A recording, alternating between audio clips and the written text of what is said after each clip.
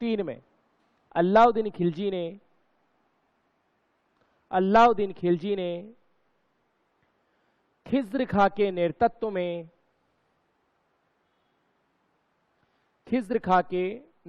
में चित्तौड़गढ़ अभियान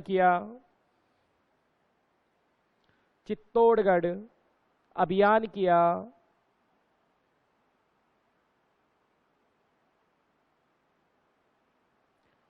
8 माह तक, कितने महीने तक?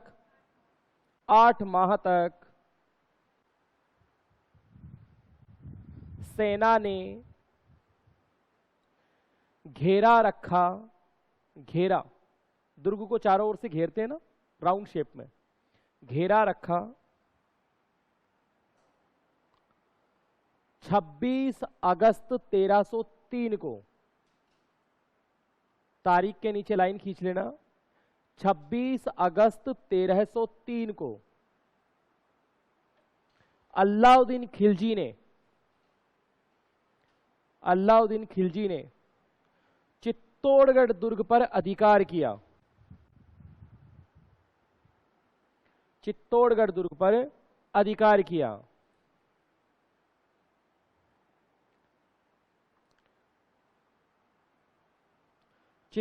का नाम बदलकर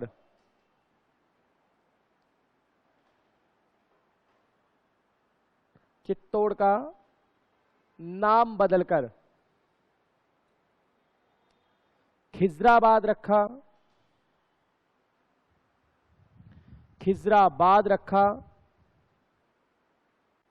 जिसका उल्लेख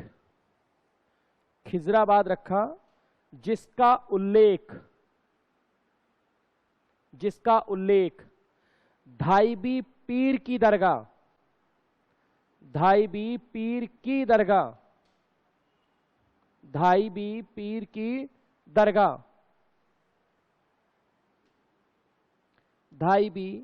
पीर की दरगाह में मिलता है। धाईबी पीर की दरगाह में मिलता है। चित्तौड़ का प्रशासक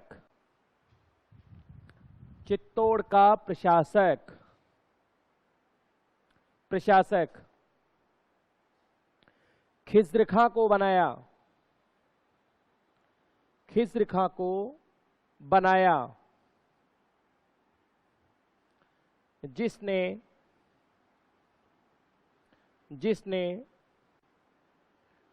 चित्तौड़गढ़ दुर्ग में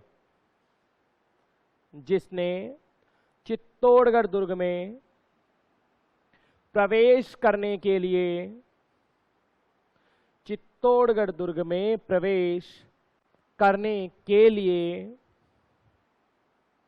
करने के लिए गंभीरी नदी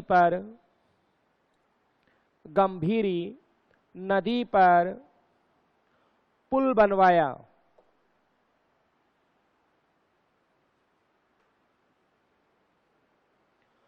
पुल बनवा दिए। रावल रतन सिंह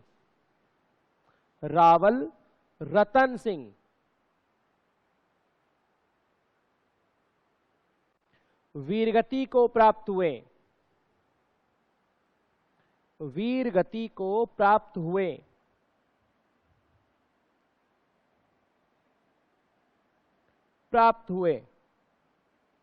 गोरा और बादल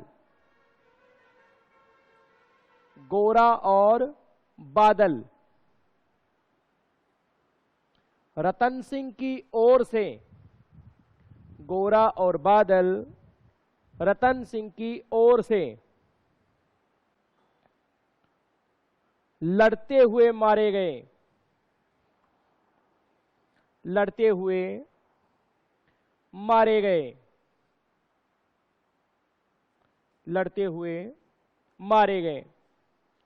रानी पद्मिनी के नेतृत्व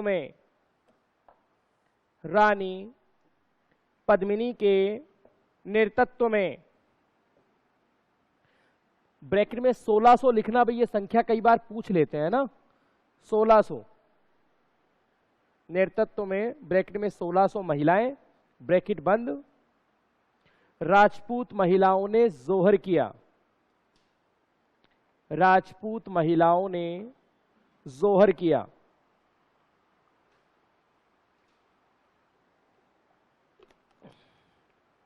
चाय वाय तो आप लोग पीते नहीं है, 2 मिनट और लिख लो, मैं चाय खत्म कर दूं, फिर इसके बाद मैं समझाता हूं आप लोगों को ना। आगे लिखो।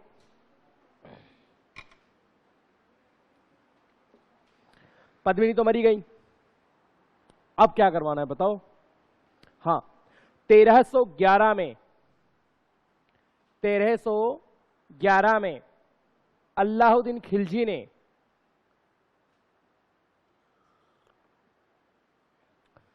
खिज्र खां के स्थान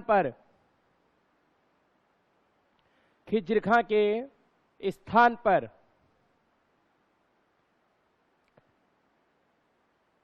जालोर के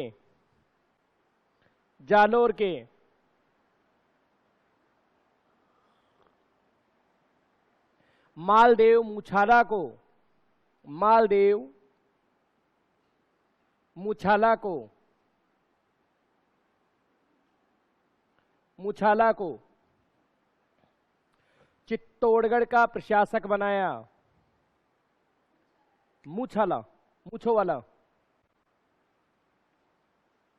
मुछाला को चित्तौड़गढ़ का प्रशासक बनाया। एक नोट लिखो,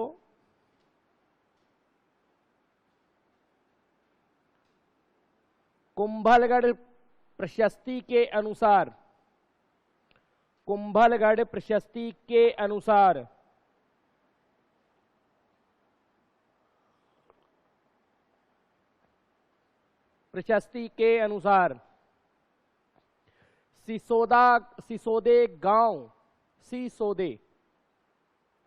सिसोदे गांव का लक्ष्मण सिंह रतन सिंह की ओर से लड़ते हुए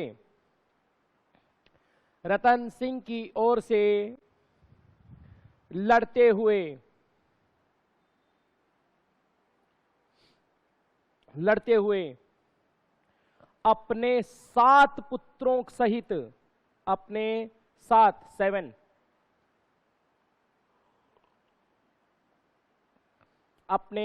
7 पुत्रों सहित मारा गया।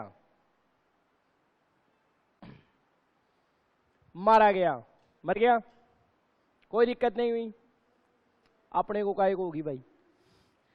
अब ये बताओ ये कौन से गांव का है? कल आया था क्या इसका नाम? क्यों आया था?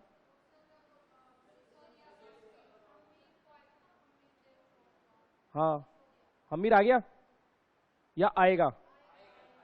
अच्छा, नहीं कल क्यों आया था कॉपी में?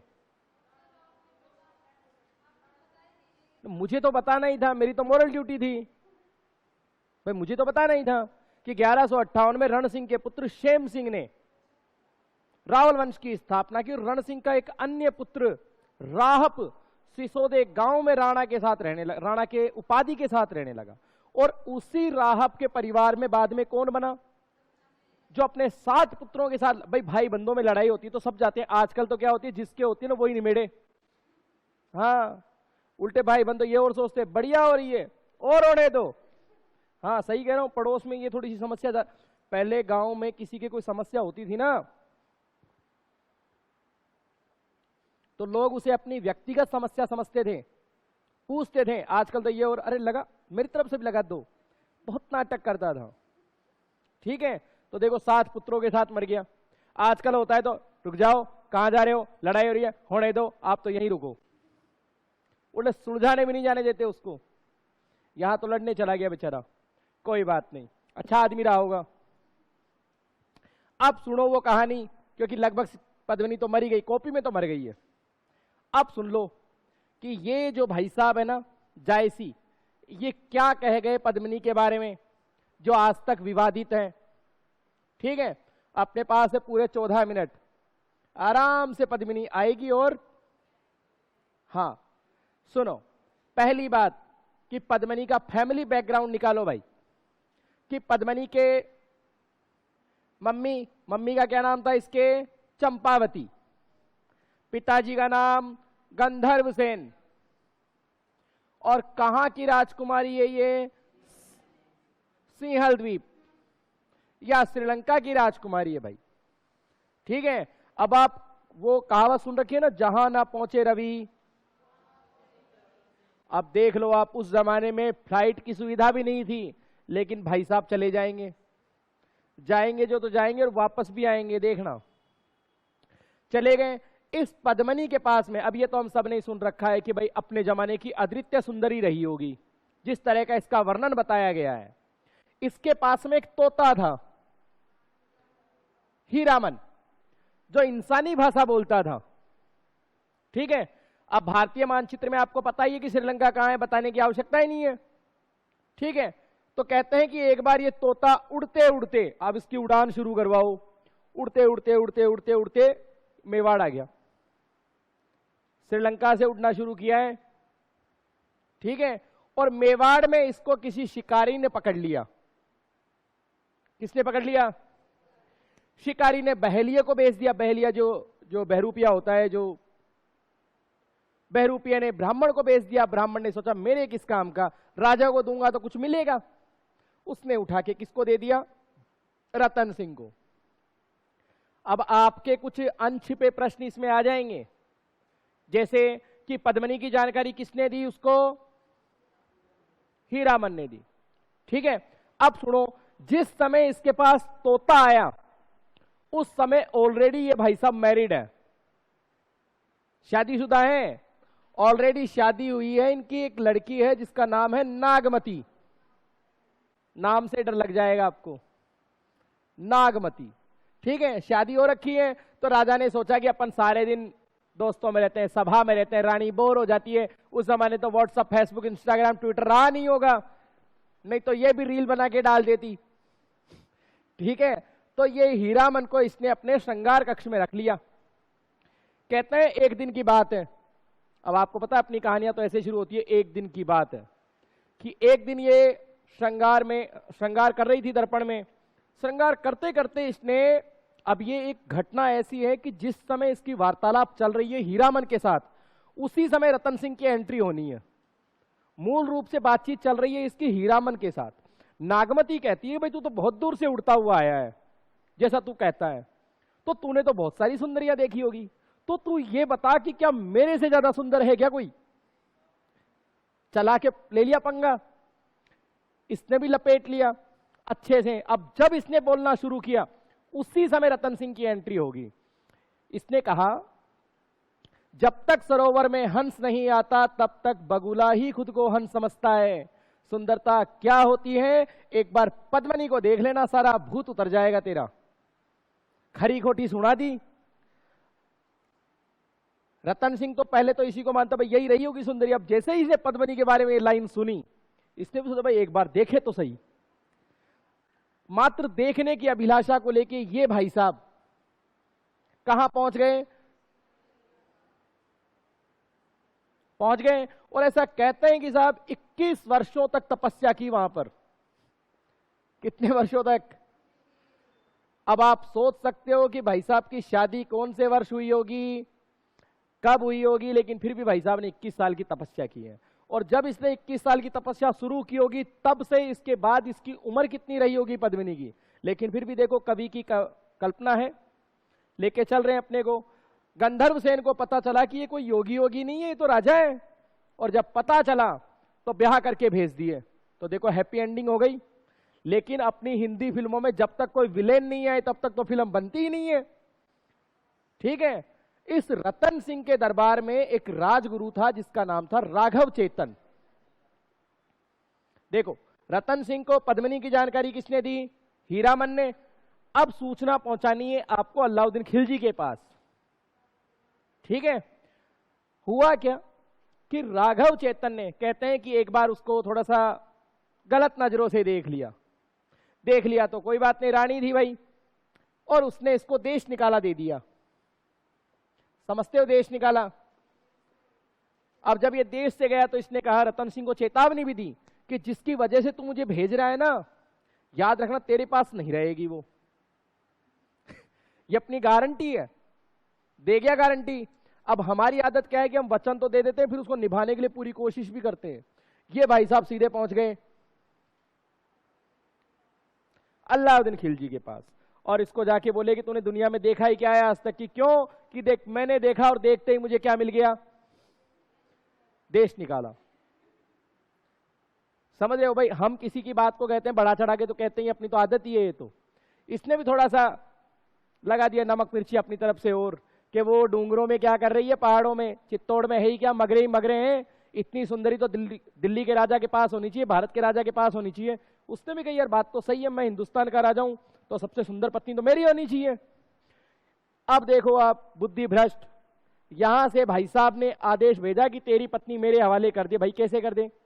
स्वाभिमानी राजा है, कर सकता है क्या कोई? कि आजा लड़ ले, और क्या होगा इससे ज्यादा, लड़ाई तो करेगा। कहते हैं कि साहब इसने घेरा डाल दिया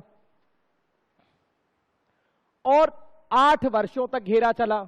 अब आपको मैंने 8 माह लिखवाया है वास्तविकता वाला, और किताब में कितना बताता है ये? 8 वर्षों तक घेरा चला, कोई सफलता नहीं मिली। सफलता नहीं मिली तो अलाउद्दीन खिलजी ने रणनीति को काम में लिया और कहा कि यार मैं तो चला जाऊंगा रे, बस एक बार दिखा दे। अपने को नहीं करनी शादी वादी, बस एक बार दिखा दे, बात वहीं खत्म, रफा दफा। अब इसने भी कहा चल ठीक है भाई, कोई बात नहीं, क्या ही फर्क पड़ता है, पड़ेगा कोई फर्क, ठीक है। कहते हैं कि साहब रात्रि भोज का आयोजन कर लिया गया चित्तौड़गढ़ दुर्ग में। यह भी निहत्था आया, रात्रि भोज हुआ और रानी पद्मिनी को झरोके के पास में खड़ा किया गया और उसका कांच में अक्स दिखाया गया। ठीक है, देख लिए महाराज को मिल गई संतुष्टि कि भाई अब ये तो पक्की दिल्ली जाएगी चाहे कुछ भी हो जाए। हाँ, अब तो कुछ भी हो, अब दिल्ली दूर नहीं। अब अपने आदत क्या है, अपने घर पे कोई गेस्ट आता है, अपन गेट तक आते हैं, घर आ जाता ही फोन कर जो, कहते हैं अपन उसको, घर जा जाओ, आराम से जा जाओ। वो जाएगा अपने हिसाब से, लेकिन फिर भी अपन अपनी मोरलिटी पूरी करते हैं। ये भी आया होगा बेचारा संस्कार के नाते, भाई ठीक है हो गया मामला खत्म, आगे से ना तुम मैसेज करना ना हम मैसेज करेंगे, बात वही खत्म। अब ठीक है, जब इनके बीच में वार्तालाप रही होगी, कहते हैं कि इसने अपने पास में कोई हथियार रखा था, हथियार गर्दन पे रख दिया कि चल मेरे साथ, ले गया इसको दिल्ली। अब कहां तो देखो हीरो जाता है हीरोइन को बचाने, लेकिन अब रानी पद्मिनी के पास में यह संदेश भेजा गया कि आ जाना और इसको ले जाना, यह अकेला ही जाएगा, तू नहीं जाएगी। लेकिन रानी पद्मिनी ने भी अपना एक संदेश पहुंचाया और संदेश में स्पष्ट रूप से लिख के भेजा, मैं आ जाऊंगी कोई दिक्कत नहीं है, लेकिन मेरी एक शर्त है, मेरे आने से पहले मुझे एक आदमी की खोपड़ी चाहिए। और वो आदमी कौन था? राघव चेतन। और आप मानोगे नहीं कि उस संदेश को जो पद्मिनी ने लिख के भेजा, मुझे खोपड़ी चाहिए, उस संदेश को अलाउद्दीन खिलजी की सभा में यही पढ़ के सुना रहा था। और ये कह रहा था महाराज उसने ऐसी चीज मांग ली आप दे ही नहीं सकते, और पद्मिनी का आपसे मिलन हो ही नहीं सकता रे, कि मांगा क्या है वो बता। मैं कह रहा हूं ना महाराज मिलन ही नहीं हो सकता, लेकिन मांगा क्या है ये बता। उसने कहा है कि राघव चेतन का सिर भेज दिया जाए। अलाउद्दीन खिलजी ने सिर्फ इतना ही कहा, कबूल है। समझ गए? इससे पता क्या चलता है कि जो अपने राष्ट्र का नहीं हो सका वो किसी का नहीं हो सकता। ठीक है, राघव चेतन की खोपड़ी भेज दी। फिर सेकंड मैसेज आया, सेकंड मैसेज में कहा कि देख अकेली नहीं आऊंगी, साथ में 1600 महिलाएं लाऊंगी। तूने तो अकेली को बुलाया, मैं 1600 महिलाएं लाऊंगी। अब वहां पर महिलाएं ना होके वो एक्चुअल में पालकियां थी, और उन पालकियों में क्या है कि सैनिकों को बिठाया गया था, राज्य के चुने हुए सैनिकों को। और प्लानिंग ये की थी कि जब राजा और रानी आखिरी बार मिलेंगे तो ये तो वापस यहीं से आ जाएंगे, और अलाउद्दीन खिलजी की सेना जो इनका पीछा करेगी वो सैनिक उनसे लड़ेंगे और इनको चित्तौड़ तक पहुंचाएंगे। और इन पालकियों में कौन बैठे हुए थे? गोरा भी है और बादल भी है। ठीक है, समझौते के अनुसार जहां पालकियां उतरनी थी वहां उतरी, राजा और रानी वापस चित्तौड़ की ओर आए, और गोरा बादल लड़ते लड़ते लड़ते मारे गए। ठीक है, चित्तौड़गढ़ पहुंचने पर रतन सिंह ने भी वीरगति प्राप्त कर ली, पद्मिनी ने भी जौहर कर लिया। परेशानी तो यह है कि नागमती ने क्या किया, नागमती सती हुई थी, ये ध्यान रखना। नागमती ने जौहर नहीं किया है, नागमती सती हुई थी, जबकि पद्मिनी ने जौहर किया है। क्यों, क्या नहीं बनी दोनों के आपस में? इसके और इसके बनी नहीं, बताए कहां गई वो? हाँ, इन दोनों बनी नहीं इनके। भाई विचारों की बात है, बने तो बने, नहीं भी बने। होता है ना ऐसे, जैसे दौरानी जेठानियों में हो जाएगी, ये करेगी ये तो करूंगी नहीं, चाहे कुछ भी हो जाए, बिगड़े तो बिगड़ने दो। ठीक है, इस तरह से ये पद्मिनी की कहावत रही है। अब हमने देखा होगा आप सबने कि रणथंभौर में भी आपको कोई विश्वासघाती मिला, एक सोचने वाली बात है। जालोर में भी मिला, शिवाड़ा में भी मिला, क्या यहां भी था? यहां था तो कौन था? राघव चेतन। तो आपको याद रखना है कि कुंभलमेर का सरदार देवपाल, इसने रतन सिंह के साथ में विश्वासघात किया था। ये तो सूचना पहुंचाने वाला है और ये सेना की पूरी जानकारी देने वाला है। ठीक है, पद्मिनी। अब ये जो है कुछ लाइंस रह गई हैं, इनको मैं आपको मेंशन करवा दूंगा। ठीक है, हाँ जी, क्या बोल गए मैडम? अब कुछ 2 मिनट की और है, फिर कल पद्मिनी के बारे में ज्यादा गीत नहीं गाएंगे। अब वैसे तो ये मानते हैं कि भाई जायसी कहता है कि कहां की रहने वाली है पद्मिनी, तो एक बार में बस सीधा बोल देना कि सिंहल द्वीप, बात खत्म। लेकिन एक लेखिका है जिसका नाम है मृदुला बिहारी, और इस मृदुला बिहारी ने 2018 में पद्मिनी के ऊपर एक किताब लिखी थी। किताब का नाम है Padmini the spirited queen of Chittor. Spirited queen of Chittor. और इसमें ये ऐसा कहते हैं कि साहब पद्मिनी श्रीलंका की नहीं थी, ना सिंहल द्वीप की थी, पद्मिनी आपके पुंगल की राजकुमारी थी। पुंगल कहां है आपके? अरे जोर से तो बोल दो। बीकानेर में। तो ये जो पुंगल जिसे आप बीकानेर कह रहे हैं, साथ में मृदुला बिहारी ये भी कहती है कि पुंगल उस समय बीकानेर में नहीं था, पुंगल उस समय जैसलमेर में था। क्योंकि बीकानेर को तो राव बीका बसाएंगे बाद में आके, तो पुंगल उस समय किसका हिस्सा था? जैसलमेर का। और यहां के एक राजा हुए हैं पुण्यराज भाटी, इसकी लड़की है ये। तो किसके अनुसार ये आपके पुंगल की राजकुमारी है? मृदुला बिहारी के अनुसार। ठीक है, और इसके ऊपर उन्होंने एक दोहा भी लिखा है मेवाड़ी भाषा में कि पुंगल गढ़री पद्मिनी तू रानी सिरमोड़, परनाई गढ़ चित्तौड़ जन्मी जैसलमेर।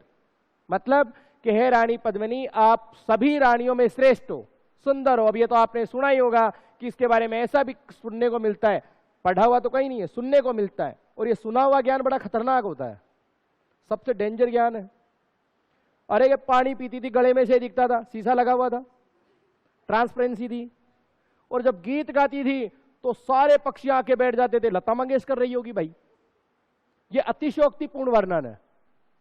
ठीक है, तो ये लिखा हुआ कहीं नहीं, लेकिन हाँ इसमें कोई दोहराई नहीं कि अपने समय की अद्वितीय सुंदरी रही होगी। ठीक है, और तो बाकी कुछ इसमें है नहीं, और जो कुछ होगा उसको कल याद कर लेंगे। आपका कोई प्रश्न हो तो पूछो। कोई प्रश्न नहीं है? धन्यवाद।